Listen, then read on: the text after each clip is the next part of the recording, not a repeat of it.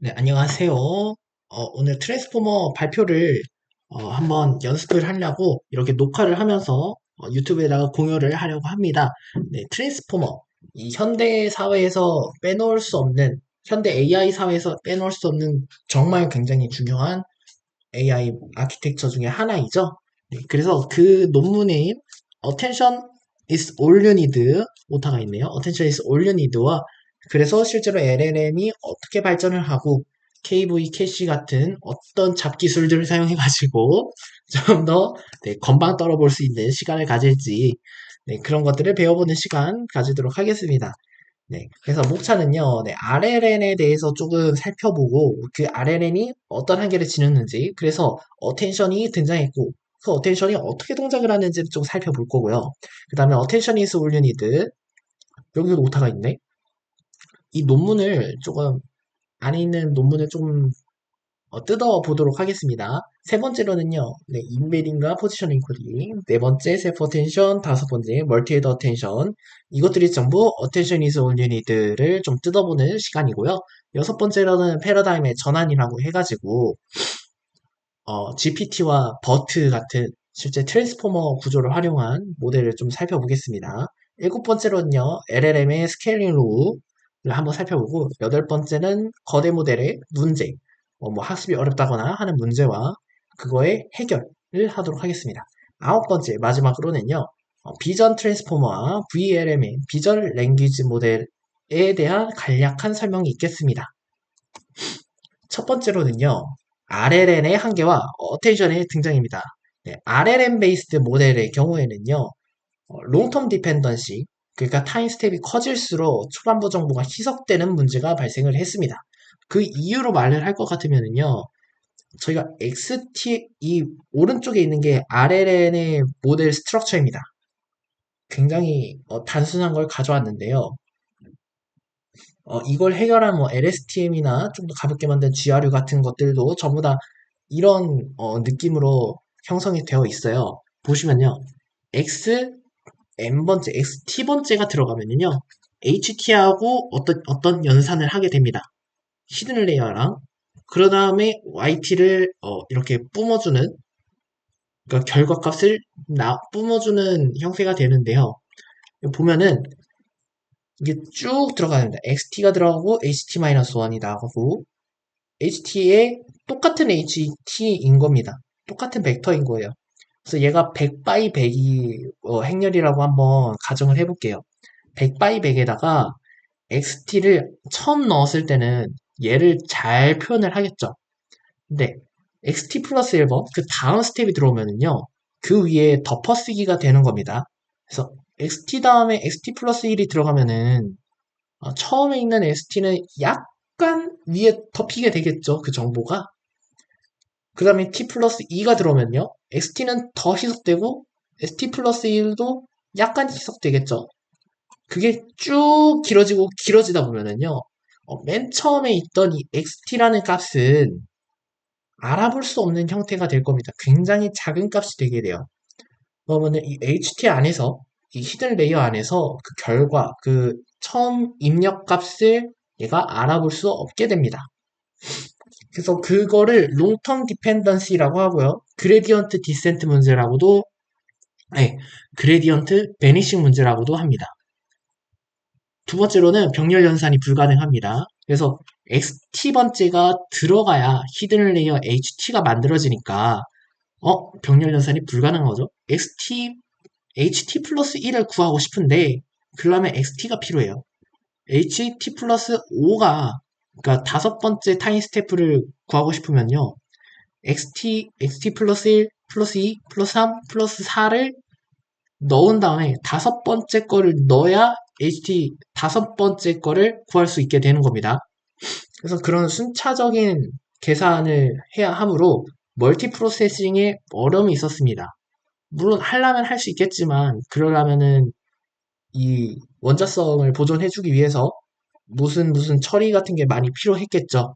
그래서 근본적으로 고정된 크기의 벡터에 모든 정보를 담는 게 RLM 베이스드 모델의 단점이었습니다. 그래서 이런 것들을 조금 해결을 하고자 메모리를 살짝 더 써가지고 어텐션에 라는 거를 이제 RLN에다가 붙여 주었습니다.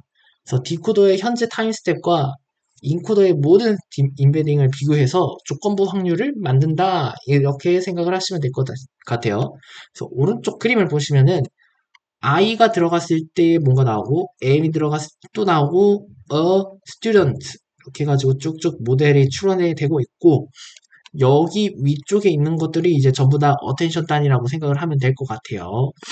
그래서 하나하나 살펴보면은요, 첫 번째로는요, 인코더의 모든 임베딩을 계산한 겁니다. 그래서 인코더의 모든 임베딩을 미리 저장을 해서 계산해서 저장을 해 두는 거예요. 어, 제가 약간 잘못 쓰긴 했네요. 이거 보면은 어, 이게 트랜스포머의 어텐션 같긴 한데 일단 설명하겠습니다. 인코더의 임베딩을 미리 이렇게 계산해 두는 겁니다. 그래서 I am a student가 들어올 거면은요, 이 I am a student라는 것들의 임베딩, 그러니까 얘를 숫자로 치환해가지고 바꾼 어떤 것들을, 이런 것들을 미리 계산을 해두는 겁니다. 그 다음에는요, 학습되는 가중치 행렬 WK와 WV를 내적해서 키와 밸류를 생성합니다. 이때 좀 헷갈리실 수 있는데, WK와 WV는요, 그냥 행렬이라고 생각을 하시면 돼요. 무슨 특별한 기법을 더하거나 무슨 특별한 그거를 더한 게 아니라 그냥 몇 바이 몇 짜리 행렬이 하나 만들어진다고 생각하면 됩니다. 약간 초기화 기법 같은 게 좀 섞일 수도 있지만 그렇게 큰 의미는 사실 따지지 않아요. 어, 두 번째로는요. 디코더의 K번째 타임 스태프를 은닉 상태에서 계산을 한다 이겁니다. 여기서 보면은 이 빨간색이 디코더거든요. 이 디코더의 스타트 토큰을 넣으면은 이것과 이제 여기에 있는 얘가 이제 WQ가 될 거예요. 쿼리. 그래서 쿼리 벡터고요. 쿼리 벡터하고 얘를 이렇게 내적을 해가지고 인베딩을 하나 만드는 겁니다. 은닉 상태를 계산을 한 거예요. 그래서 쿼리가 여기 나온 걸 보이죠? 여기 S에 있는 여기에 지금 여기로 들어갔다. 지금 마우스 포인터가 보이는지 모르겠네요. 이 쿼리를 계산을 했고요. 이 모든 인베딩에 있는 이 키들과 여기 있는 쿼리를 유사도 계산, 즉 도트 프로덕트 투영을 통해서 어텐션 벡터를 구하게 됩니다. 그래서 여기에 있는 키 값은요, 이 어텐션 바이 뉴진스 왜 뉴진스가 나왔지? 여기 있는 x 값과 WK 벡터라는 거를 곱해서 여기서 보면은 이 파란색 위쪽에 있는 게 이제 WK가 될 것 같아요. 얘는 WQ고요. K를 내적해서 어텐션 스코어를 계산을 하겠습니다. 그 다음에는 정규화와 가중시 반영이 들어간대요. 그래서 이게 이제 실제 논문에 들어가 있는 어텐션을 구하는 방법인데 어, 쿼리라는 것과 키라는 것들을 우리가 앞에서 구했죠. x 곱하기 네, wk를 이제 내적을 하면은 키 행렬이 나고요. 쿼리는 디코더의 값을 넣어주는 거였죠. 그 다음에요. 덴즈 차원을 루트를 씌운 채로 나눠주면은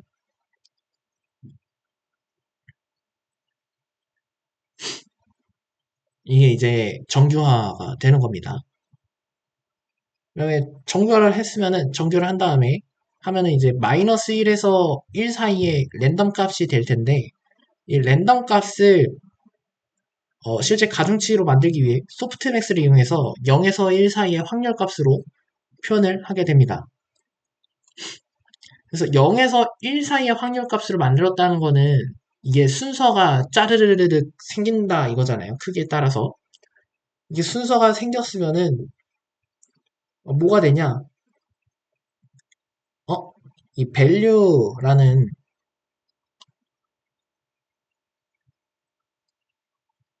이 어렵다. 이 인코더 임베딩을 할 때 저희가 WV도 내적을 해가지고 value라는 행렬을 하나 만들어 놨어요. 여기다가. 그래서 이 정규화까지, 소프트맥스의 정규화까지 된 애를 value랑 내적을 하면은 어텐션 스코어가 나옵니다. 생각을 해보면요. 여기는 이 소프트맥스라는 값이 0에서부터 1 사이에 어떤 울퉁불퉁한 값일 거 아닙니까? 그러면 이 value 안에서, value라는 거, 이 value는 이제 실제 입력과 학습할 가중치인 거잖아요. 실제 어떤 값을 내뿜어 줄지 그거에 대해서 이 확률값을 내적을 해주니까 뭐가 되냐? 인덱싱이 된다. 어떤 게 가장 중요한지, 어떤 게 이제 덜 중요한지가 가려지게 됩니다. 그렇게 하면은 이제 얘가 이제 컨텍스트 벡터라는 게 되고요. 여기 어렵네요, 여기.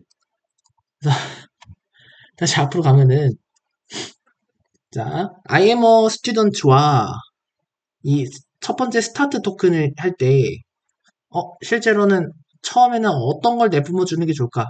네, 첫 번째 있는 보캡을 그거를 거랑 가장 연관이 높다. 얘가 첫 번째다. 그 다음에 얘를 이제 하나로 합쳐줄 텍스트 벡터가 나오고 여기 이제 밸류 값이 들어간 거죠. 그것과 어텐션 벡터를 딱 넣어주면은 얘를 이제 또 다시 이제 k 번째 인베딩하고 다시 내적을 해주면은 첫 번째 DK가 나오게 됩니다. 아웃풋 K가 나옵니다. 그래서 다시 한번 살펴보도록 할게요.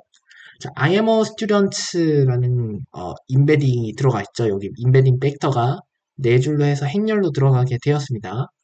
여기에서요. Q, K, V라는 이름을 가진 동일한 차원의 쿼리를 각각 이렇게 내적을 해줍니다. 여기서 가장 중요한 것들은요. 얘네가 적용되는 그 시기라는 거에 있습니다. 보시면은 이 키 같은 경우에는 유사도 계산 이전에 나와가지고 나오고요. 밸류라는 것은 실제 아웃풋이 나오기 이전 바로 직전에 이렇게 가중치에 반영이 됩니다. 그래서 얘네들 자체는 그냥 일반 행렬이지만 이 위치상의 구조로 인해서 얘가 실제로 아웃풋 값을 내보내는데 굉장히 큰 역할을 내보내게 되고요. 이 키 같은 경우에는 밸류하고 이제 곱해지면서 이 어텐션 스코어에 직접적으로 관련이 되다 보니까 얘가 이제 어떤 인베딩이 있을 때 어텐션이 얼마나 관련이 있는지를 살펴보게 되는 알려주게 되는 역할로 자동으로 학습이 되게 됩니다. 실제로는 이제 얘네들은요 구현할 때 터치에 nn.linear라는 걸로 그냥 만들어주기만 하면 됩니다. 그럼 자동으로 되고 이 구조 안에서 똑같은 행렬인데도 불구하고 구조 안에서 그 역할이 지정이 되게 됩니다. 시스템 안에서요. 그래서 디코더의 현재 상태와 마지막 컨텍스트 벡터를 내적하면은요. 아웃풋K가 됩니다. 여기까지는 이제 어텐션을 구한 거고요. 어텐션하고 디코더의 K번째하고 컨캣을 하면은 뭔가 나오고 활성화라고 하는데 이제 렐로 펑션이나 뭐 그런 것들 들어가겠죠. 보통은 갤로를 많이 쓰더라고요. 논문 보니까. 그래서 합쳐가지고 일반적인 몇백 바이 몇백의 몇천 바이 몇천 크기의 어떤 가중치가 있으면은 거기에다가 활성화 함수를 씌워서 소프트맥스를 하면은 바로 저게 됩니다. 그래서 합치기는 이제 내적으로 가면 될 것 같아요. 그래서 컨텍스트 벡터를 내적해서 아프K를 만들겠다 이겁니다. 컨텍스트 벡터 and softmax and activation function 그 다음에 소프트맥스 씌우고 여기다가 이제 보캡을 이렇게 해가지고 인덱싱을 딱딱딱 넣어주면은 걔가 이제 그 다음 단어가 되겠죠. 그래서 보시면은요 아래다가 써놨는데 x 인풋 값이죠. x와 wv 그러니까 가중치 행렬 v와의 내적으로 만들어진 밸류 매트릭스는 네, 컨텍스트 벡터를 만드는 용도로 사용이 됩니다. 그래서 어텐션 스코어를 소프트맥스에서 가중치로 변환하고요. 여기 있죠. 여기 정규화하고 어, 확률로 만든 다음에 밸류와 내적을 해가지고 컨텍스트 벡터 어텐션이 만들어지게 됩니다.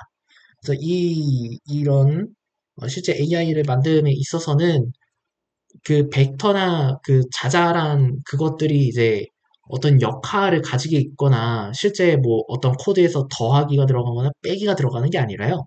이 구조상에서 학습을 하다 보니까 그런 역할을 띠게 되었다라는 말을 좀 더 어렵게 빙빙 돌려가지고 말을 하는 경우가 많습니다. 이름도 그런 식으로 붙여지게 된 거예요. 실제로 이 value라는 거를 이 유사도 계산 이전에서 여기에서 넣었다면은 이 value라는 이름값에 맞지 않는 어떤 역할을 했겠죠. 제 말은 너무 못하네요. 그래서 이런 식으로 어텐션을 만드는데 어텐션에서 올린이드에서는요 이런 생각을 합니다. 어텐션은 일단 모든 인베딩 들어온 것들을 다 계산을 하고요. 그 다음에 어텐션 스코어를 계산한 다음에 K번째 디코더 인베딩하고 비교를 해서 구한다는 거예요. 그러면은요 아직 생성되지 않는 디코더 인베딩은 내가 어떻게 알 수 없겠지만 우리가 인풋으로 넣어주는 친구는 그거 이미 한 번에 계산을 할 수 있잖아요. 모든 인베딩을 미리 계산할 수 있잖아요. 그러면 이 아래에 있는 것처럼 XT를 하나 넣어가지고 실제 HT를 구하는 것보다 순차적으로 구하는 것보다 미리 계산해 두고 그거 저장해 놨다가 한 번에 생성된 K번째 디코더 인베딩하고 그냥 비교를 해서 넣는 게 더 빠르지 않을까? 병렬 연산이 더 쉽지 않을까? 얘는 독립적이잖아. 근데 생각해보니까 어텐션 실험해보니까 너무 똑똑한데? 그냥 이것만 쓸까? 그래서 어텐션만 쓸 거면은 인베딩을 한 번에 계산해서 그냥 사용하면 되겠다. 가 된 겁니다. 그래서 리커런트가 사라지게 됩니다. 이 순차 계산을 할 필요가 없어진 거죠. 원래라면 얘를 이렇게 쭉쭉쭉쭉쭉 펼쳐가면서 했겠지만 이거 알고 보니까 인베딩 미리 계산하면 되는 거였어요. 그래서 RLN을 안 쓰고 attention is all you need 그 논문 제목에 걸맞은 attention만 사용한 트랜스포머 구조가 나오게 됩니다. 그래서 자, 논문에 트랜스포머 아키텍처를 가지고 와봤습니다. 트랜스포머 아키텍처는요, 크게 두 가지, 시퀀스 투 시퀀스와 비슷하게 인코더와 디코더 단으로 나뉘게 됩니다. 그래서 각 단어가 처음으로 인베딩을 거치고요. 그 다음에는 포지셔널 인코딩을 통해서 이제 위치 정보를 주입받게 됩니다. 이거는 이제 트랜스포머 구조의 가장 큰 특징이라고 할 수 있어요. 나머지보다. 가장 큰 특징으로 위치 정보가 주어지게 되고요. 그 다음에는 멀티헤더 어텐션으로 여러 관점에서 데이터를 해석하는데요. 이 멀티헤더 어텐션은 앞으로 설명하겠지만 랜덤 포레스트와 비슷하다고 생각을 하면 됩니다. 이 의사결정 나무가 굉장히 언스테이블 하잖아요. 그거를 이용해서 차라리 언스테이블한 거 수십 개를 만든 다음에 보팅을 해가지고 가장 좋은 거 하나 뽑으면은 되지 않겠느냐. 이런 것과 비슷하게 이 멀티헤더 어텐션도 어텐션 하나하나 쓰면은 편향이 생기는데 그 편향 그냥 수십 개 만들어가지고 가장 좋은 거 하나 뽑으면 되는 거 아니냐? 이런 식으로 네, 생각을 하시면 돼요. 이 멀티헤더 어텐션을 들어가고 그 다음에 피드포워드나 뭐 마스크드나 이런 것들은 살짝 살펴보지 않겠습니다. 피드포워드 같은 경우는 그냥 리니어 하나 붙여가지고 액티베이션 펑션 한 다음에 쓱 하고서 디코드에 넣어주는 거고요. 마스크드는 이따가 GPT 하면서 살펴볼 거예요. 그래서 이런 것들을 이 구조를 n개, n번 이렇게 쌓아주면은 그게 이제 커다란 트랜스포머가 됩니다. 그래서 이에 대해서 조금 설명을 해놨어요. 인베딩과 포지셔널 인코딩입니다. 토큰 인베딩을 먼저 하거든요. 그래서 토큰 인베딩은요, 인풋은요 어휘사전에 고정된 단어를 덴트 차원의 D 모델에 6종의 좌표 벡터 공간선 오케이 뭔 소리인지 모르겠어요. 자, 컴퓨터는요 이 문자를 알아듣지 못하죠. 실제로 가중치 같은 경우는 0과 1, 마이너스 1과 1 사이에 어떠한 순서, 벡터들로 이루어져 있습니다. 그 벡터에다가 문자를 어떻게 넣을 거냐. 문자를 아스키 코드로 치환한다고 하더라도 16진수로 간다고 하더라도 0과 1에 비하면 너무 커서 안 된다. 그래서 0과 1로 변환해주기 위한 그거를 인베딩이라고 생각을 하면 됩니다. 그래서 0부터 보통 65,028개 이제 255 곱하기 255인데 얘를 플래튼 해가지고 사용을 하던 논문이 있었어요. 그래서 65,028개의 복캡 사이즈가 있다고 해봅시다. 뭐 63,300거였나? 뭐 그랬던 걸로 알긴 하는데 그래서 나는 학교에 가서 놀았다라는 게 있으면은요 나에다가 얘를 토크나이징 합니다. 토크나이징. 그래서 나는 학교에 그 다음에 가서 놀았다. 이런 식으로 하나하나 단어를 쪼개줍니다. 이렇게 단어를 쪼개는 거를 토크나이징 과정이라고 하고 이 각 쪼개진 단어 하나하나 이 문자열 하나하나를 토큰이라고 부릅니다. 그 다음에는요 이거를 어휘사전이라고 하거든요. 어휘사전. 그래서 어휘사전을 복캡이라고 해요. 복캡 사이즈는 이 어휘사전의 크기를 말하겠죠. 말 그대로. 그래서 1바이 복캡 사이즈가 있다고 지금 복캡 사이즈 크기에 사전에다가 넣는 겁니다. 그래서 얘는 이제 딕셔너리 형태로 조금 이해를 하시면 편할 것 같아요. 그래서 나가 들어왔다. 너는 1번이고 는이 들어왔다 하면은 얘는 3번이라고 해보고요. 학교 얘는 좀 자주 안 나올 것 같으니까 한 3만 번째에 넣고 얘 자주 나와. 1만 한 이 정도에 넣어보고 아따 네, 이런 식으로 하나하나 매칭을 시켜주는 걸 어휘사전, 보캡이라고 합니다. 이게 이제 각 단어마다 하나씩 필요하니까 수만에서 수억이 되겠죠. 여러 모델의 경우. 그래서 이게 이 말입니다. 이 어휘를 들어온 인풋을 토큰화를 한 다음에 어휘사전 차원의 이 어휘사전 보캡 이거에 D모델 이제 실제로 모델에 들어가기 위한 크기가 있을 거 아닙니까? 그래서 보캡 사이즈가 한 66,000, 65,000, 28이라고 하는데 모델은 입력을 할 때 4096까지 받는다고 합니다. 그러면은 보캡에다가 보캡이 이제 1바이 네, 포켓 사이즈니까 포켓 사이즈 65,000이죠. 여기다가 내적이 오케이 내적 네 포켓 사이즈 바이 D 모델로 이렇게 들어가면은 이제 아웃이 네 1바이 D 모델이 되겠죠. 근데 여기서 D 모델이 이제 모델에 입력을 하고 했잖아요. 그러면 모델은 1바이 D 모델 크기에 이게 뭔가 설명이 이상하긴 한데 D 모델 크기에 리니어가 있다고 쳐봅시다. 리니어의 인피처가 네, D 모델이고 아웃 피처는 이제 보통 D 모델에 한 곱하기 3 곱하기 5 정도 들어가니까 대충 곱하기 3 뭐 이런 식으로 들어가서 이제 여기다가 뭐 이제 렐로 씌우고 그쵸?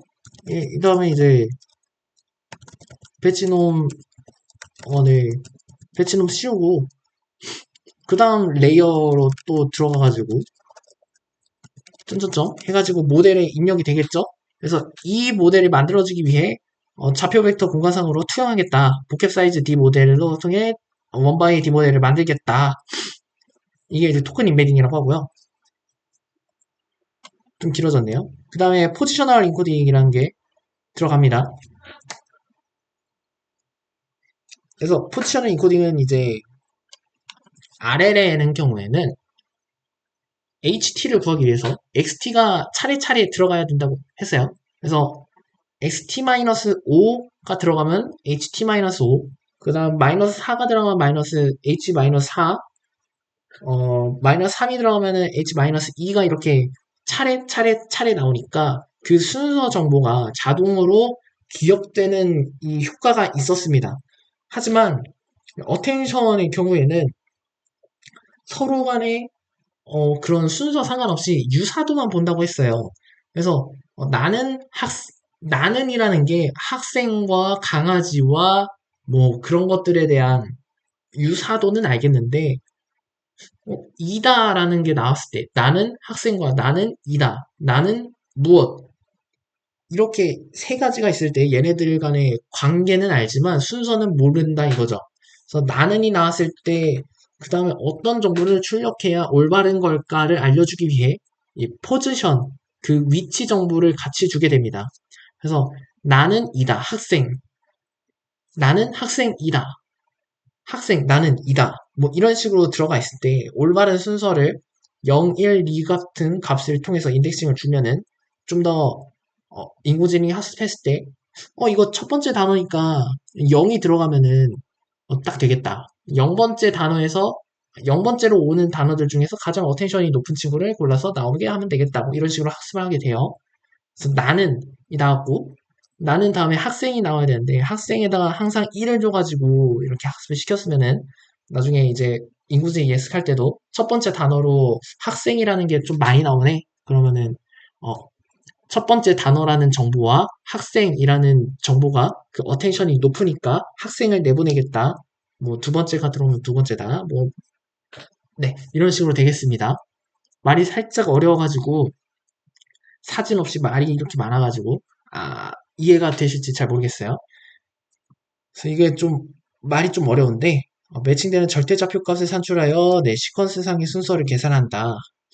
뭐 사인과 코사인을 이용해가지고 그거를 만들었다 이거고요. 엘레먼트 와이즈 as 그래서 인베딩하고 이 포지셔널 인코딩이 된 값을 그냥 요소 합을 통해서 벡터 하나를 만들겠다 이겁니다. 그래서 왜 필요하냐? RL에는 순서대로 들어가니까 순서 정보가 있는데 어텐션은 병렬로 계산하니까 순서 정보가 없어요. 그래서 별도로 인덱싱을 해줘야겠다 이겁니다. 그래서 오른쪽에 있는 이 수식이 바로 포지셔널 인코딩의 그건데 왜 이렇게 하는지는 나중에 보면 알겠지만 저도 잘 모르겠습니다. 자, 인베딩 벡터에 사인과 코사인 값을 더해줍니다. 그래서 미치 벡터를 요소별로 접해요. 그래서 다양한 주파수의 주기함수를 활용하면은요, 여기에 i번째, 0번째 1, 2, 3, 4, 5, 6, 7, 8, 9, 10이 들어갈수록 이 만이라는 크기가 점점 더 커지겠죠? 그러면은 이거의 주기가 점점 더 빨라질 겁니다. 빨라지나? 이거 2파이 R이니까, 아니 2파이 F니까 프리퀀시가 점점점 높아지겠죠? 얘가 높아지면 짧아지겠죠? 점점 더 빨라질 거예요. 점점 더 크기가 커질수록. 그래서 첫 번째로 나올 거는 좀 더 이렇게 해가지고 뭐 그런 형식이 있고 짝수와 홀수 번째를 짝수 번째는 사인을 홀수 번째는 코사인을 사용한다는 특이한 그게 있습니다. 그 위치마다 겹치지 않는 고유 벡터를 매핑을 하는 겁니다. 얘는 무조건 이런 값을 가진다. 근데 이런 특성이요. 거리가 멀어질수록 내적값이 감소하는 특성을 이용한다고 제가 써놨는데 이게 확률 및 랜덤 프로세스에서 배우는 WSS 랜덤 과정의 자기 상관 함수의 특성과 굉장히 유사하다는 거를 제가 조금 생각을 해봤어요. 그래서 자기 상관 함수가 나 자신일 때는 어텐션이 가장 높고 멀어질수록 그 거리가 멀어질수록 달라지잖아요. 그래서 얘 같은 경우에도 주기가 큰 거하고 주기가 짧은 거하고 거리가 굉장히 멀 거 아닙니까? 이 랜덤 과정에 그거를 그 표대로 봤을 때 주기함수에 그렇게 되면은 이거 이렇게 빠른 친구는 자기 상관함수가 굉장히 빠릿빠릿하게 어떤 그렇게 해가지고 이제 거리가 두 개가 멀 테니까 첫 번째 들어오는 순서하고 100번째 들어오는 순서하고는 굉장히 다른 값이 되겠죠. 그러니까 어텐션도 굉장히 낮은 값이 될 겁니다. 그래서 이런 거를 통해서 토큰 간의 상대적인 관계를 추론할 수 있게 됩니다. 다음으로 멀티헤드 셀프 어텐션에 관한 겁니다. 어, 저희는 일단 이 단어가 굉장히 낯설고 굉장히 건방지게 보입니다. 멀티헤드, 머리가 여러 개에다가 스스로 어텐션을 한다고 해요. 저는 이거 하나하나 뜯어보겠습니다. 일단 어텐션 같은 경우에는 앞에서 이미 한번 찾아봤어요. 그래서 어텐션이 있고요. 그래서 어텐션은 각 이 단어와 우리 인베딩하고 K번째 그거하고 그 디코더 인베딩하고 이만큼의 유사도가 있다라는 거였는데 이 셀프 어텐션은요. 이 옆에 사진처럼 몇 번째의 내 단어하고 내 문장 안에서의 다른 친구들하고 얼마나 관련이 있는가 그 관련성을 어, 살, 살펴보는 것을 셀프 어텐션이라고 합니다. 그래서 사실 일반 어텐션과 다르게 디코더 인베딩이 아니라 자기 자신과 어텐션을 수행한다는 거 그게 가장 큰 차이고 그래서 셀프 어텐션이라는 이름이 붙었고요. 어텐션을 구하는 방법은 앞에서 살펴봤듯이 쿼리와 키를 구한 다음에 모델 차원으로 네, 나눠주고 그거를 밸류 행렬과 이렇게 내적을 하면은 어텐션이 나왔죠. 앞에서 살펴봤듯이 그런 게 있고요. 그래서 이제 셀프 어텐션이 뭔지는 이제 알 것 같아요. 나 자신과 비교를 해서 내 문장 안에서 나는 학생이다 해서 학생과 나의 관계, 학생과 너의 관계, 학생과 이다의 관계를 좀 살펴보았다 라고 생각을 하면 될 것 같아요. 원래는 나는 학생까지만 주고 학생과 이다의 관계는 뭐가 있을까? 이런 걸 생각했는데 그 다음에는 이제 셀프 어텐션 살펴봤으니까 멀티헤드에 관해서 살펴볼게요. 멀티헤드 셀프 어텐션은요. 제가 이제 랜덤 포레스트와 비슷하다라고 말씀을 드렸어요. 오른쪽 위에 보이는 사진이 랜덤 포레스트 심플리파이드 사진이거든요. 이걸 보면은요, 틀이 똑같은 인스턴스를 가지고 트리를 여러 개를 만들어냅니다. 이 의사결정 나무의 경우에는요, 그 안에 있는 진위 개수 같은 것들을 어떻게 계산하냐, 초반에 어떤 걸 기준으로 잡느냐에 따라서 그 결과가 굉장히 상반되게 나옵니다. 굉장히 똑같은 값을 얻기가 어려운 언스테이블한 굉장히 불안정한 그런 인공지능 모델인데 어 이렇게 불안정하다면은 얘네들을 수십 개를 만든 다음에 거기서 가장 많이 투표를 받은 애를 하나로 뽑아내면은 그게 가장 꽤 괜찮지 않을까. 그럼 여러 가지 관점에서 보는 것 같은 그런 효과가 생기지 않을까. 하나에 편향되지 않고. 왜?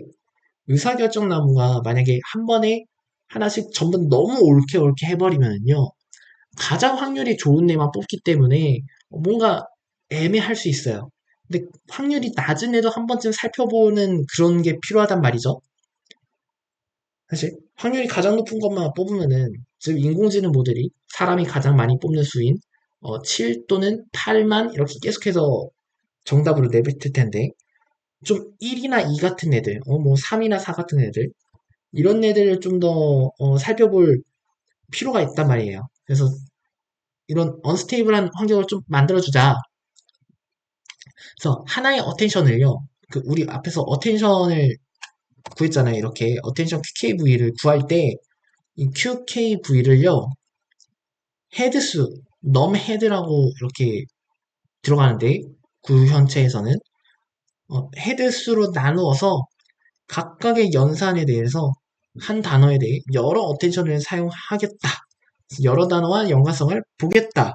그래서 랜덤 포레스트처럼 여러 가지 경우의 수를 조합하여 높은 성능을 발휘하고 웨이티드 노멀라이제이션 같은 거에서 희석되는 정보를 각각의 독립된 차원에서 연산하도 뭔 소리지? 다시 살펴보겠습니다. 예를 들어서 맨 처음에 이 메이킹과 관련이 있는 친구를 뽑았는데 실수로 처음에는요 이 초기화를 할 때 모어라는 친구에 조금 더 가중치를 두어가지고 초기화가 되었다고 생각을 해봅시다.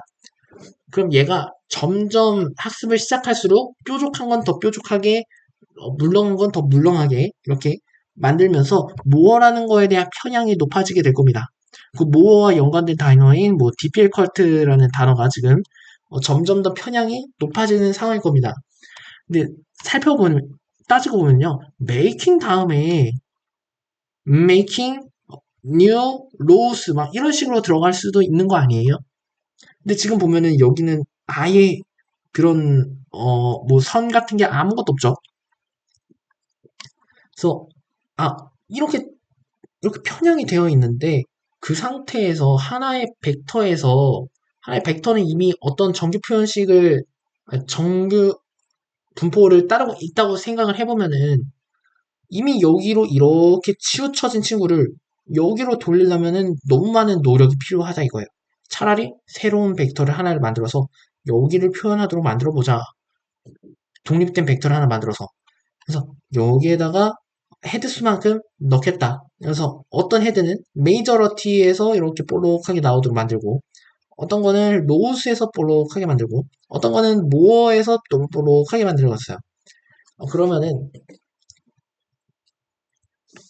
좀 더 여러 가지 관점에서 이 셀프 어텐션을 수행하게 되었다고 생각을 할 수 있을 겁니다. 그거를 어, 똑같은 어텐션 그 벡터의 크기대로 다 만들면 조금 무거울 테니까 넘 헤드로 나누겠다. 하나의 어텐션을. 그래서 쪼개어서 만들고 그거를 나중에 컨캣 하나로 합치겠다라는 겁니다. 그래서 보면은 I am a student가 들어갔을 때 0, 1, 점점점 n번째 행렬이 만들어지고요. 그것들을 정말 잘게 쪼개가지고 얘는 지금 4바이 2, 총 8개의 요소가 들어가잖아요. 근데 실제 어텐션은 n개만큼 4바이 2 곱하기 n개만큼 숫자가 크기가 들어가 있는 겁니다. 그래서 여러 어텐션을 하는데 아래에 웨이티드 노멀라이제이션에서 희석되는 정보를 네, 각각의 독립된 차원에서 연산하므로 더 잘 보존한대요. 이게 무슨 소리냐? 만약에 얘도 볼록하게 메이저러티 쪽에서 볼록하게 모에서 볼록하게 만들려면요. 이렇게 한 다음에 올라갔다가 올라가겠는데 여기에서 이게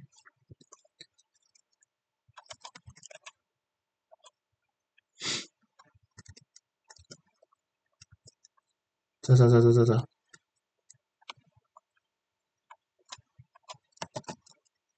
쑥 싹 자 여기서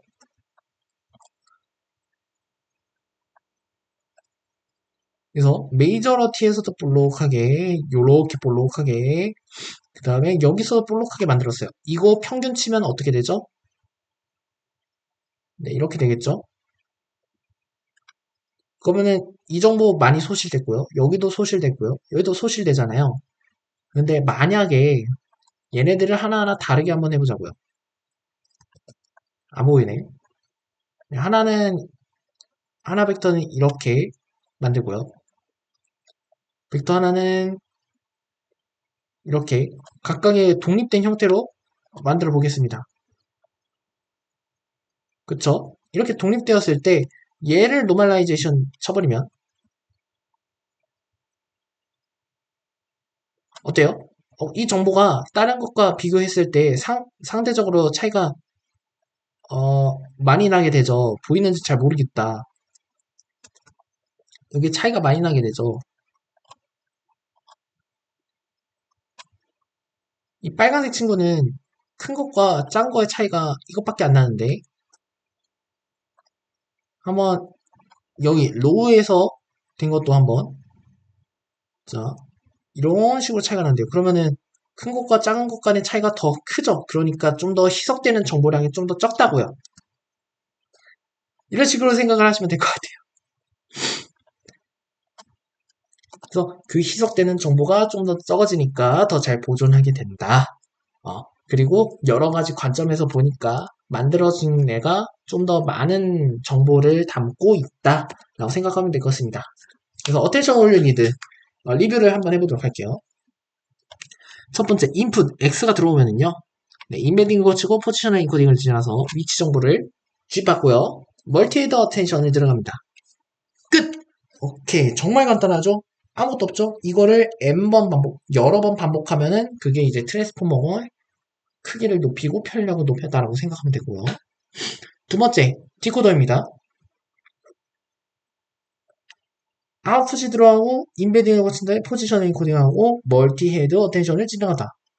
그리고 마지막에 소프트맥스 하나 씌워서 이거를 아웃풋으로 만든 실제 아웃풋으로 만든다.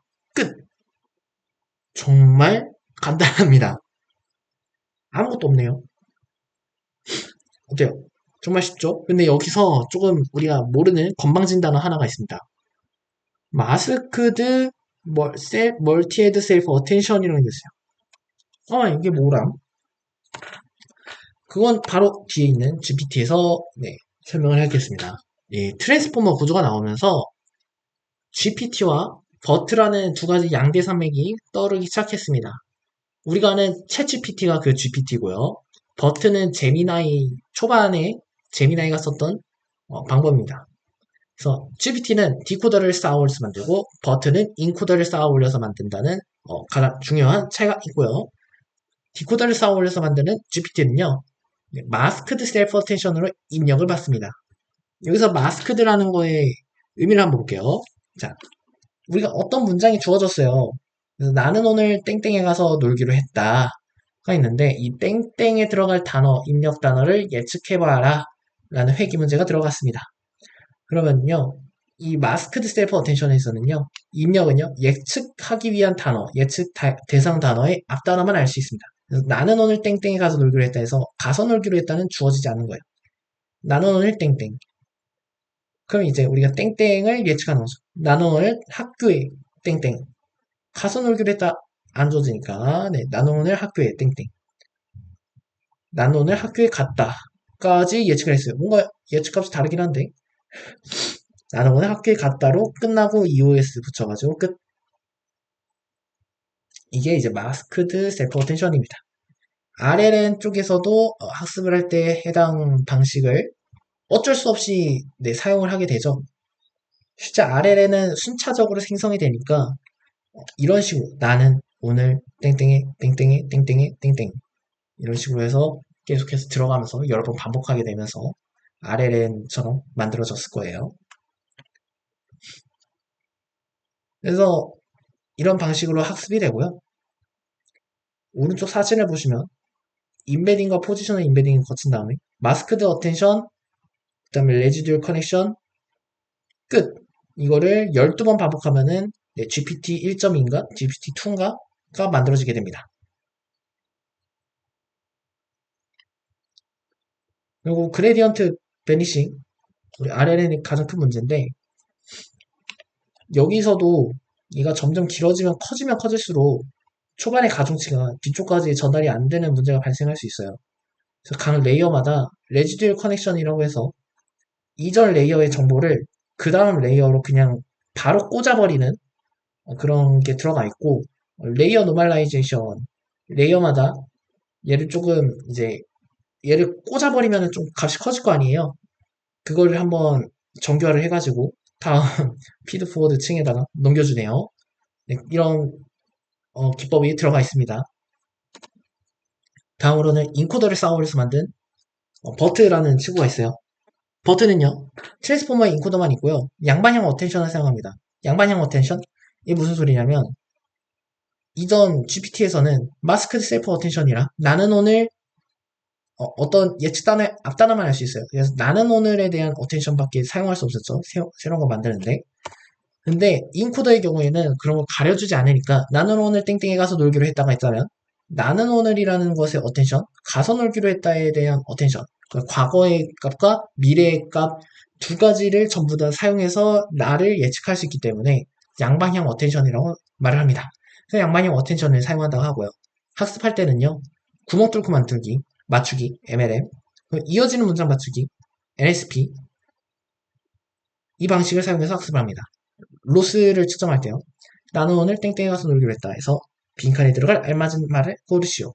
네, 땡땡은 학교입니다 하면은 이제 맞다. 뭐 이런 식으로 학습이 진행되고 놀기로 했다는 나는 오늘 학교 이후 이어지는 문장이다. OX 또는 나는 오늘 학교 이후 이어지는 문장은 무엇일까요? 하고서 만드세요 하고서 이렇게 됩니다. 이런 거를 만드는 거를 이제 생성하는 식으로 얘가 학습을 하게 됩니다. 이거 이렇게 되면은 문장 단위로 생성하니까 꽤 상당히 빠르겠죠. 그래서 GPT는 하나하나 만드니까 느렸었는데 이런 버트 방식은 초반에 굉장히 빨랐습니다. 그래서 그거 가지고 구글이 정말 제미나이의 이 빠름과 그리고 문장 단위로 하니까 사실 굉장히 컨텍스트가 길어질 수 있어서 어, 엄청나게 큰 컨텍스트 창 이러면서 이제 얘네들이 이렇게 홍보를 했었죠. 네, 그 말이에요. 그래서 이런 특성으로 인해서요. 독해 및 이해가 굉장히 잘하고요. 왜냐면 과거와 미래에서 가장 어텐션이 높은 걸 꽂으니까요. 생성보다는 독해 및 이해가 굉장히 좋고 Q&A, 문서 분류 이거 다음에 뭐가 올까요? 여기에 들어왔을 때 이 아래는 뭐가 있을까요? 같은 거 맞추는 거 QA, 문서 분류 그리고 검색 등의 강점을 보였습니다. 이것도 마찬가지로 그레디언트 베니싱 문제를 해결하기 위해서 각 레이어마다 레지듀얼 커넥션 여기 보면은 레지듀얼 커넥션이 다 들어가 있죠. 이렇게 선으로 플러스까지 들어가 있고요. 커넥션 들어가고 레이어 노멀라이제이션이 들어갑니다. 특이한 건 갤루를 쓰게 됩니다. 갤루 같은 경우에는 이제 렐루는 이렇게 바로 짝짝 이어져 가지고 조금 사소한 값들이 무시가 될 수 있는데 CNN이나 뭐 이미지 분류 같은 에서는 어차피 픽셀 몇 값 틀어져도 이제 괜찮지만 이 언어 모델 같은 경우는 모델이 예측이 약간 틀어지면은 이 모델의 출력이 그 단어가 이상한 단어가 나올 수 있기 때문에 갤류라는 걸 사용해가지고 미분 가능하게 바꿔서 좀 더 정확한 표현을 한다고 생각하면 될 것 같아요. 그래서 갤루를 사용한다. 이 정도가 중요한 것 같습니다. 그래서 우리는 지금 GPT와 버트라는 거를 살펴보았고 이 트랜스포머 구조의 가장 큰 점은 n번 쌓는다라는 게 있어요. n번을 쌓는다는 거는 모델을 가중치를 많이 만든다는 거죠. 멀티헤드 어텐션도 안에 어텐션 행렬이 이렇게 크게 들어가잖아요. 햄버거처럼. 근데 GPT는 12번 쌓고 버튼을 n번 쌓습니다. 그래서 이런 식으로 n번 쌓으면서 그냥 계속 학습하면 되다 보니까 초반에는 이것저것 머신러닝 기법에 이것저것 합치니까 굉장히 올리기가 힘들었는데 이거를 트랜스포머는 굉장히 쉽게 올릴 수 있다 보니까 LLM의 스케일링 로라는 게 생겼습니다. 그래서 이렇게 RNN의 경우에는 학습을 하기 위해서 모델의 크기를 높이면은 오히려 데이터의 표현력이 부족해가지고 얘가 학습이 안 됐는데 트랜스포머는 이 상관관계를 하기 때문에 어떻게 해서는 다 표현을 한다. 이거 높이기만 하고 데이터 더 때려주면은 더 관계를 다 잘 찾는다. 스케일링 로가 발달하면서 모델의 크기가 커지면 커질수록 정확도가 높아지는 현상이 발생했습니다. 그래서 조금 선형적으로 증가하던 게 이 트랜스포머 논문이 나온 이후로는 이렇게 지수적으로 커지기 시작했고요. 지금에 이르러서는 한 여쯤에 있을 것 같아요. 이렇게 2024년 쑥쑥쑥쑥쑥 하고서 크기가 커질수록 LLM 그러니까 모델의 정확도가 높아진다는 이거 뭐야 이거 잘못 찾아왔네. 그런 게 있습니다. 그런 스케일링 로가 발견됐고요. 그래서 모델의 크기가 굉장히 커지고 데이터를 굉장히 많이 만들고 그렇게 됐습니다. 전설환경이네요. 그래서 이렇게 하다 보니까 모델이 너무 커요.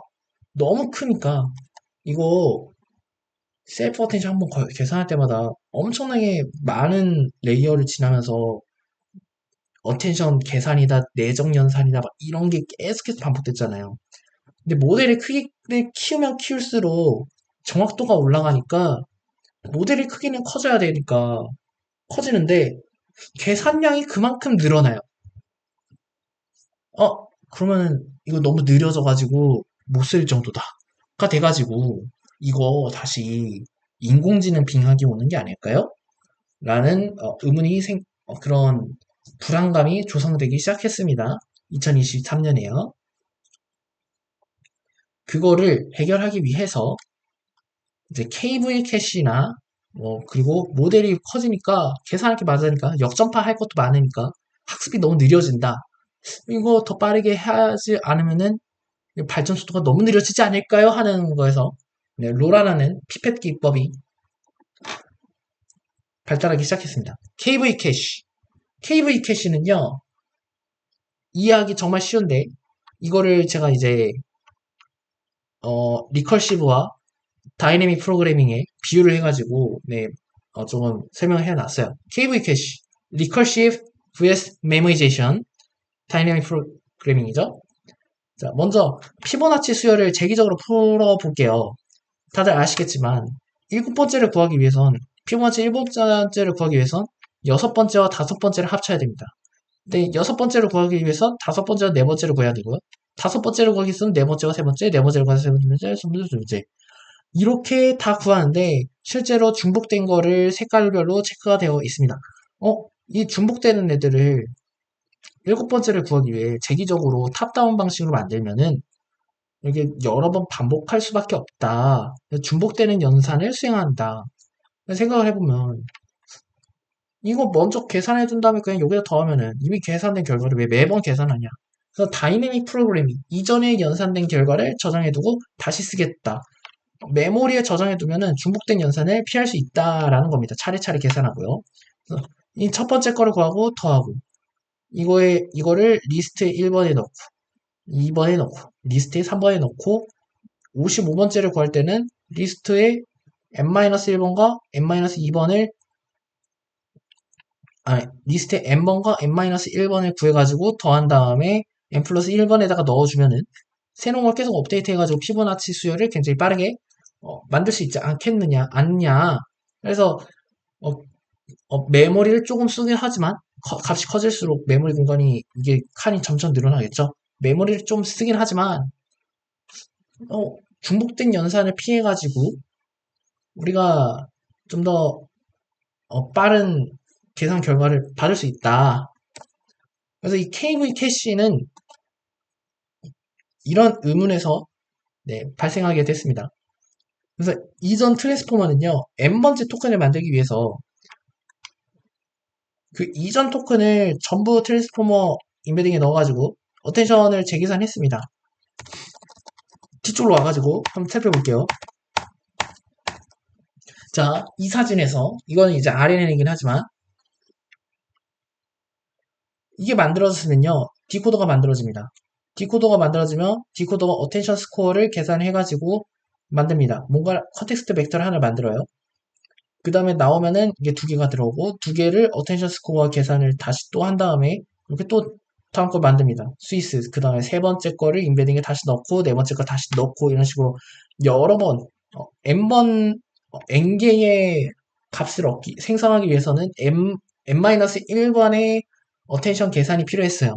근데 어텐션 계산이 보면 알겠지만 퀵커리 밸류도 들어가야 되고 정규화의 유사도 소프트맥스에다가 컴킷까지 들어가는 굉장히 무겁고 어려운 작업, 연산량이 많은 작업이란 말이에요.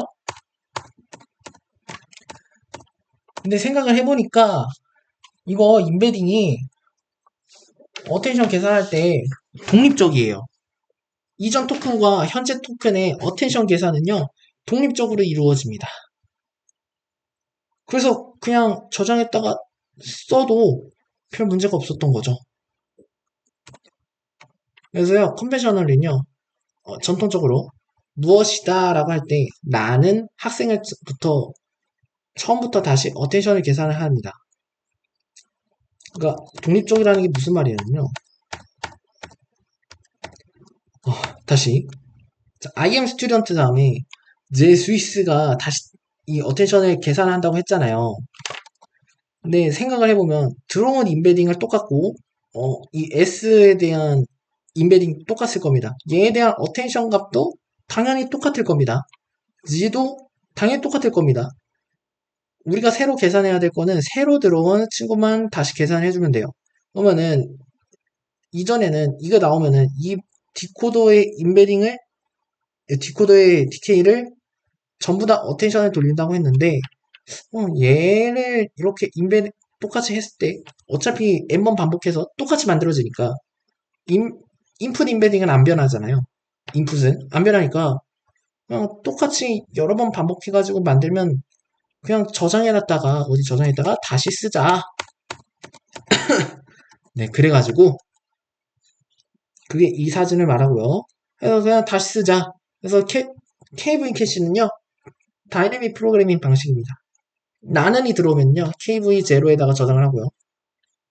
학생이다라는 할 때 학생 들어오면 KV0는 메모리에서 그대로 이렇게 로딩하고 학생만 새로 계산해서 KV1에다가 업데이트 시켜놓습니다.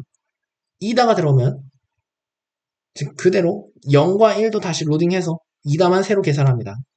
그래서 매 스텝마다 새로 들어온 토큰 딱 한 개만 연산을 한다는 게 KV 캐시의 가장 큰 장점입니다.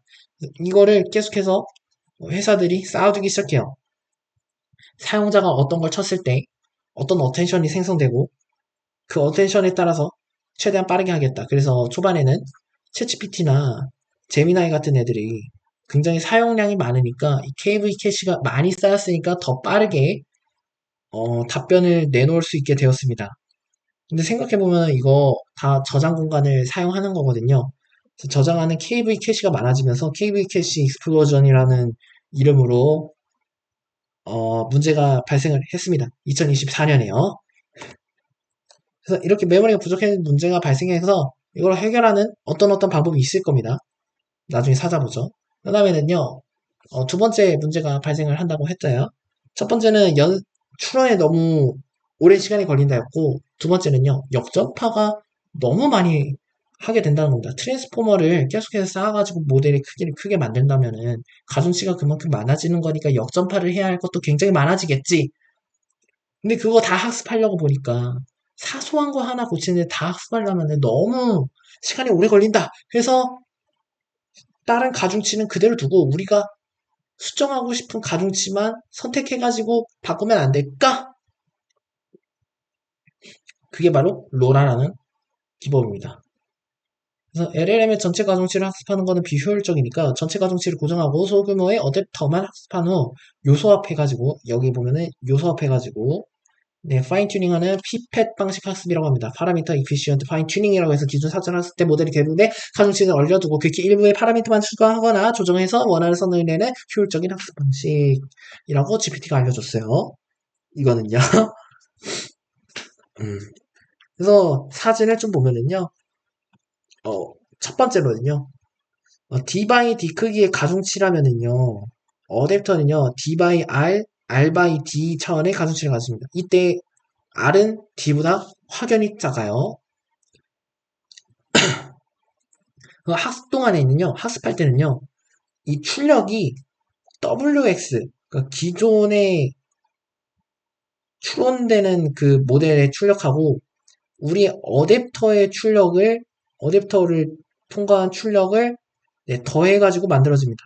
그래서 이걸 통해서 로스를 계산하고 역전파를 계산해서 가중치를 업데이트를 하게 돼요. 얘는 그대로 두고 어댑터의 가중치만 업데이트를 하게 돼요. 이렇게 되면은 이 포워드 과정에서 순전파 과정에서는 어댑터도 조금 다시 연산해야 되니까 연산량이 아주 약간 들지만요. 역전파를 할 때는요. 기존 W의 값은 그레디언트를 계산을 안 합니다. 역전파를 수행하지 않고 어댑터만 하니까 아주 작은 어댑터의 기울기만 계산하게 됩니다. 보통은 D가 4096일 때 R 값은 8 정도로 작습니다. 굉장히 작죠? 이거에 대해서 잘 살펴보면요. 예를 들어서 라마 7 빌리언은 70억 개의 가중치가 있는데 D가 차원이 4096입니다. 그럼 이거를 한, 둘, 셋, 넷, 하나, 둘, 셋, 넷, 쫙 하면은, 75개니까 얘가 한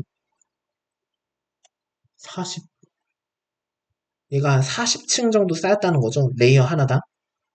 D가 이 정도면 이제 40층 정도 쌓인 모델인데, 이 레이어에다가 R은 8로 로라를 적용해보면은, 4096 곱하기 4096은 1677만 개이지만, D 곱하기 R 곱하기 D는 4096 바이 R과 R 바이 4096의 경우 32,768개입니다. 제가 이거 계산해보니까 0.39%밖에 안 써요. 어댑터의 가중치는 0.39%다. 그럼 70억 개의 가중치 중 모든 레이어에다가 로라를 적용한다면 70억 개의 가중치 중 대략 500만 개 정도의 가중치만 이 웨이트를 계산하면 됩니다. 아니, 그 역전파 백워드를 계산을 하면 됩니다. 그러면 생각을 해봅시다. 70억 개를 역전파하는 계산 시간과 500만 개의 계산 시간은 굉장히 많이 차이가 나겠죠.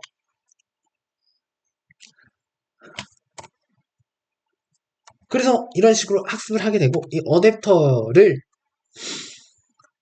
요소합해가지고 이제 WX 플러스 BAX가 출력이라고 했잖아요. 근데 우리 선형대수학에서 분배 법칙이 적용이 되기 때문에 얘를 하나로 묶어가지고 W 플러스 BA를 W 머지드라는 이름으로 해가지고 이렇게 바로 요소합을 해버립니다.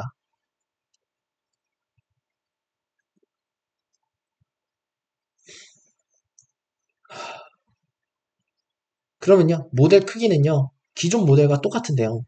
추론 속도가, 기존 모델과 똑같아서 추론 속도가 똑같은데 정확도만 향상이 됩니다. 와우. 그래서 학습 촉수가 향상되고요. 메모리 부족 문제가 해결됩니다. 이게 이제 로라 학습 방식입니다. 피펫 학습 방식이고, 예전에는 레이어 하나에다가만 이렇게 추가를 한 다음에, 레이어, 우리가 원하는, 업데이트하고 싶은 레이어에다가만 추가를 해가지고 하는 게 효율적이다 생각해가지고 그렇게 학습을 했었는데 요즘 들어서는 모든 레이어에다가 그냥 로라를 붙여가지고 학습을 돌리면은 더 정확도가 많이 상승된다라는 게 밝혀져가지고 여러 레이어가 있으면 모든 레이어에다가 로라를 적용합니다. 이렇게 해가지고 이제 학습 방식 KV 캐시와 로라를 통해서 이전 GPT와 버트가 같은 트랜스포머 구조를 가진 모델의 차원이 커지면서 그 크기가 커지면서 발생하는 문제를 해결하는 두 가지 방법을 알아보았습니다. 이 다음에는요, 이걸 이용한 응용을 한번 해볼게요. 비전 트랜스포머와 VLM입니다. 이게요, 지금 보면은 전부 좋은데 언어의 영역에만 이렇게 걸쳐 있습니다. 근데 이거 언어의 영역이 아니라 좀 이미지 영역에서도 트랜스포머를 한번 써보고 싶다가 된 거죠. 원래 CNN으로만 했는데 CNN은 문제가 꽤 있었거든요. CNN은 픽셀 단위로 하니까요. 근데 이번에는 비전 트랜스포머는 이미지를요, 패치라는 크기로 n x n개로 자릅니다. 이렇게 잘라가지고 플래튼을 해가지고 1, 2, 3, 4, 5, 6, 7, 8, 9 이렇게 만든 다음에 얘가 뭔가요? 하고서 트랜스포머 인코더에다가 GPT 방식이죠. 트랜스포머 인코더에다가 넣고 얘가 뭐인가 하는 클래시피케이션 문제를 이렇게 풀게 만들었습니다. 실제로 보면은 트랜스포머 인코더 구조는 똑같고요. 여기에다가 앞에 있는 숫자 대신에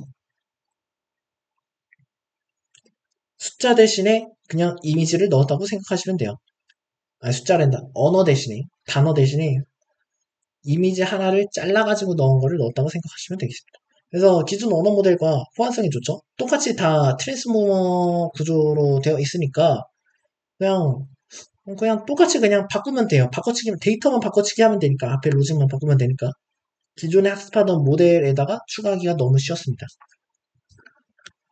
이게 이제 엔드 투 엔드로 만들기 좋다는 거고 그리고 트랜스포머는 표현력이 좋아가지고 높은 정확도 CNN보다 확장성이 큽니다. CNN은 이제 바로 옆에 픽셀끼리 연관성이 있다는 가정이 있어요.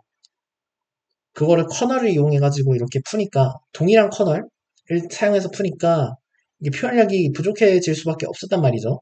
우리 RLN도 마찬가지로, 동일한 이 히든 벡터 안에다가, 히든 매트릭스 안에다가 전부 다 표현을 하려고 보니까 문제가 발생했는데, CNN도 마찬가지로 똑같은 동일한 커널을 공유해서 사용하기 때문에 문제가 있었습니다만, VIT는 어텐션으로 학습을 하고 멀티헤드잖아요, 심지어. 그래서 데이터가 많아지면 많아질수록 굉장히 학습을 잘하는 그게 생겼습니다. 그래서 이거를 설명할 때는요, 다른 건 사실 바뀌지 않으니까 앞에 있는 이거 이미지를 어떻게 패치로 자르고, 그 다음에 이거 순서 정보, 이미지가 어떤 위치에 뭐가 있는지는 알아야 될 거 아니에요. 그 포지션 임베딩을 어떻게 하느냐, 딱 이런 식으로 들어갑니다. 일단 자르고 보고요. 이게 자르면은요, 위치 정보가 소실되잖아요. 이거 하나만 보고서 이 이미지가, 그러니까 여기 있는 이 패치 하나만 보고서 퍼즐 맞추기라고 생각하면 되는데, 이 퍼즐을 어디 맞출지는 알 수가 없을 겁니다. 이거 하나 가지고 이렇게 내부 격차가 있을 때. 한번 볼까요? 다시 짠, 짠.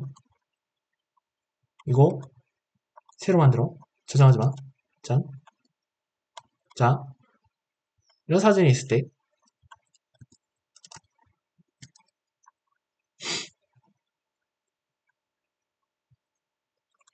이렇게, 안 되냐?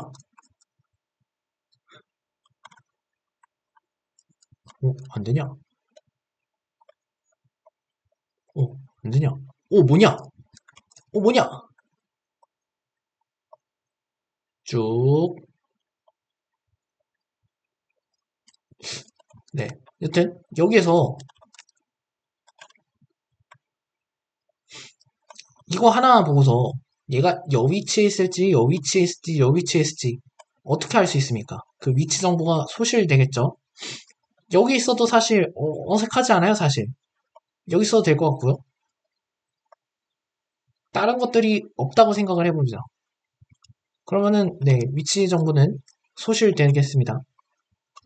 그래서 그거를 위치 정보를 넣어주기 위해서 네, 그냥 포지셔널 인코딩을 적용시켰는데요.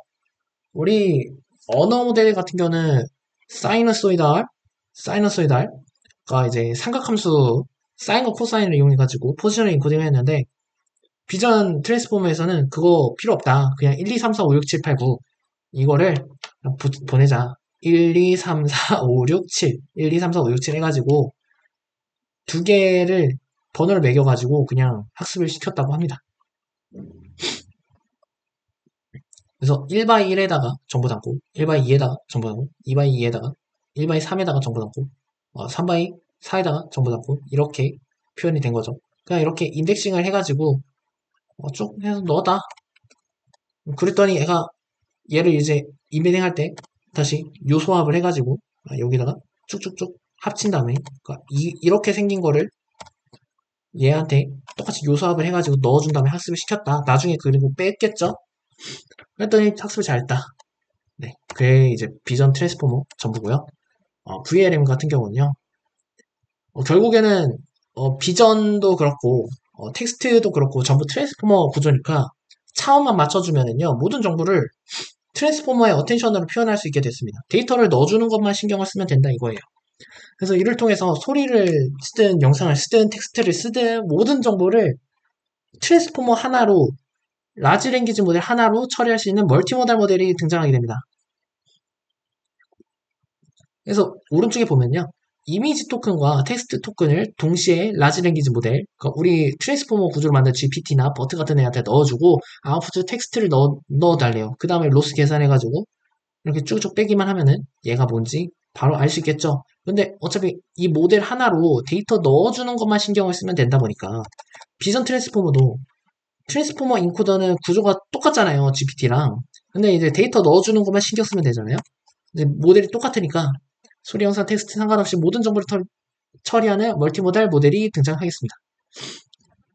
여기에 관해서 챗GPT를 만드는 오픈AI 같은 경우에는요, 얘네들을 모달 형식, 그러니까 무슨 형식이냐, MCP처럼 각각을 따로 학습시킨 다음에 붙여가지고 이렇게 크게 덩어리지게 만드는 거에 집중을 했지만 제미나이를 만든 구글의 경우에는 실제로 이렇게 하나로만 전부 표현할 수 있는 거대한 모델 하나를 만들겠다에 좀 집중을 했습니다. 그래가지고 제미나이 쪽에가 제미나이를 가지고요 로봇을 조종할 수 있습니다. 실제로 그런 제어문을 스트릭트 스트럭처 아웃풋을 낼 수 있도록 학습이 되어 있습니다. 제미나이는요. 네, 그런 차이가 있고요. 모든 정보를 트랜스포머로 표현할 수 있게 돼서 멀티모달 모델이 등장했다. 다른 모델로는요. 플로렌스2 모델인데 조금 더 사진 같은 게 잘 보여가지고 얘는 오브젝트 디텍션이나 세그먼테이션을 하는 것 같아요. 그래서 멀티마스크 프롬프트와 이미지를 넣고 똑같은 트랜스포머에다가 그냥 데이터 넣는 것만 신경을 써가지고 학습을 한 다음에 이거에 대한 로스를 파악해서 학습을 하기만 하면은 이전과 똑같은 학습 루프를 가지고서라도 새로운 태스크를 더 발전시킬 수 있다가 되었습니다. VLA 같은 경우에도요. 이걸 내보내는 게 프롬프트 조금 하고 액션에 대한 이제 세타 값이나 뭐 그런 것들로 내보내게 만들면은요. 그게 VLA가 됩니다. 사실 그렇게 크게 다른 게 없습니다. 이 랭귀지 같은 경우에도 소리 파형을 이렇게 넣어줄 수 있고요. 트랜스포머 인코더에다 아니면은 이제 소리를 텍스트로 STT를 해가지고 바꾼 다음에 여기에 이렇게 텍스트 프롬프트로 넣어가지고 그 다음에 학습된 애에다가 그냥 넣어주고 이렇게 해도 됩니다. 그래서 이런 식으로 트랜스포머 구조가 이 현대 AI 사회에서 빼놓을 수 없는 이유가 바로 이러한 확장성이 있었고 표현력이 있었기 때문입니다. 데이터를 더 잘 처리하고 그 표현력을 더 굉장히 좋기 때문에 그리고 컨텍스트도 굉장히 넓기 때문에 많이 쓰게 됐고요. 한 가지 태스크에 뭔가 연연되지 않는다. 그런 거가 있겠습니다. 그래서 차후 연구 목록으로요.